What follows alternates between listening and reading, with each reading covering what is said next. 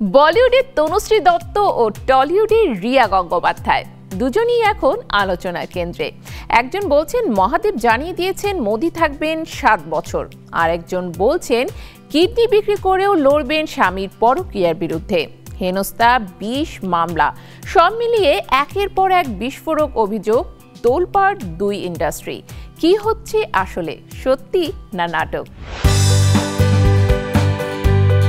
বলিউডে আলোচিত অভিনেত্রী তনুশ্রী দত্ত আবারও আলোচনায়।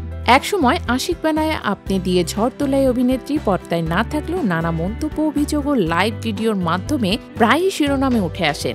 এবারও তার ব্যতিক্রম হয়নি। কিছুদিন আগেই তিনি দাবি করেন নিজের বাড়িতেই মাঝরাতে বারবার হেনস্থার শিকার হচ্ছেন। দরজায় কেউ ধাক্কা দেয়, আশপাশে চিৎকার চেঁচামেচি হয়। এরপর আবার বলেন তার খাবারে বিষ মেশানো হয়েছিল।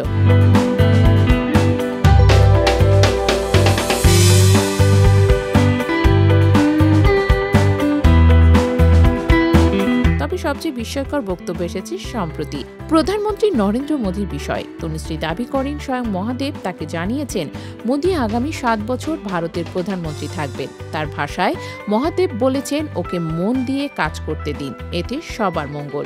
এ নিয়ে যেমন বিতর্ক হচ্ছে, তেমনি কেউ কেউ তনুশ্রীর মানসিক অবস্থা নিয়েও প্রশ্ন তুলছেন।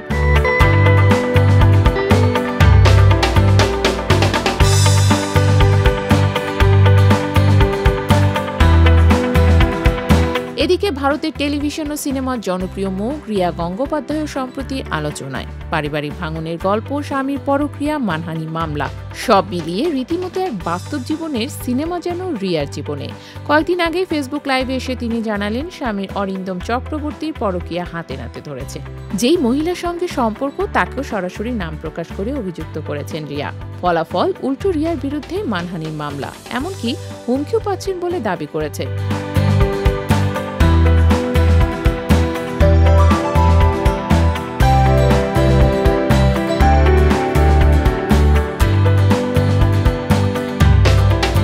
নিজের বাবা মাকে ভয় দেখানো, চোর অপবাদ সবই লাইভে তুলে ধরেছেন তিনি।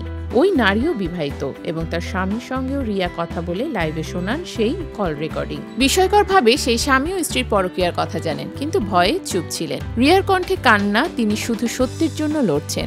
বলেন প্রয়োজনে নিজের কিডনি বিক্রি করে তিনি এই লড়াইয়ে চালিয়ে যাবেন, কারণ তার বাবা কোনো প্রভাবশালী নন। তিনিও অভিনয়ের মতো অনিশ্চিত পেশায় যুক্ত।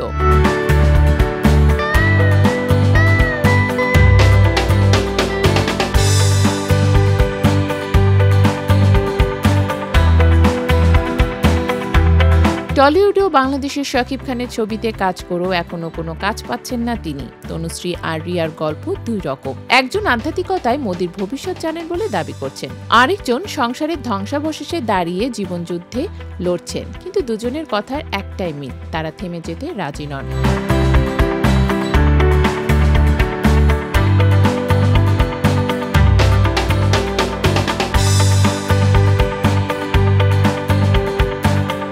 সমাজের কটু কথা, আইনগত জটিলতা, পেশাগত ক্ষতি সব পেরিয়ে তারা লড়ছেন। কেউ হয়তো তা বিশ্বাস করে, কেউ সন্দেহ করে, কিন্তু একথা সত্য, তারা আলোচনার কেন্দ্রে আছেন এবং তাদের গল্প মানুষের মন ছুঁয়ে যাচ্ছে।